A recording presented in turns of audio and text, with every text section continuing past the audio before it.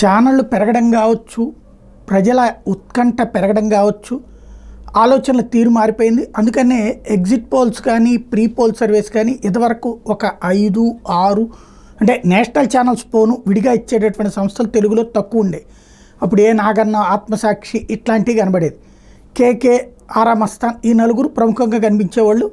తర్వాతన ఇప్పుడు విపరీతంగా అనేక సంస్థలు లేదా కొత్తగా ప్రయత్నాలు చేస్తున్నారు. వాళ్ళని ఎంకరేజ్ చేసే ఉద్దేశంతో అవన్నీ మనం ప్రొజెక్ట్ చేస్తున్నాం. ఇందులో రేస్ సంస్థ అంచనా చూస్తే పార్లమెంటు స్థానాలకు సంబంధించి వైఎస్ఆర్ కాంగ్రెస్ పార్టీకి 19 నుంచి 21 దాకా వస్తాయని, ఎన్డీఏకి అంటే తెలుగుదేశం, జనసేన, భారతీయ జనతా పార్టీ కూడా 6 నుంచి 3+3 6 వస్తాయని, ఇక్కడ 19 వైఎస్ఆర్ కాంగ్రెస్ పార్టీకి వస్తాయి అన్నటువంటిది అంచనా వేస్తున్నారు. 19 నుంచి 21 దాకా తెలుగుదేశం పార్టీ నేతృత్వంలో ఎన్డీఏ కూటమికి 6 నుంచి 9 స్థానాల దాకా వచ్చేటటువంటి అవకాశం ఉందని అంచనా వేస్తున్నారు. అలాగే టోటల్గా ఈ అసెంబ్లీకి చూస్తే 122 ±5, అలాగే కూటమికి 53 ±5.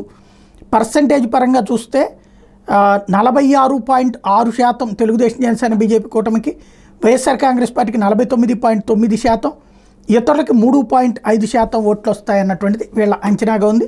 వీళ్ళ సర్వే ద్వారా, ఎగ్జిట్ పోల్స్ ద్వారా ఇది తేలింది అన్నటువంటిది చెప్తున్నారు.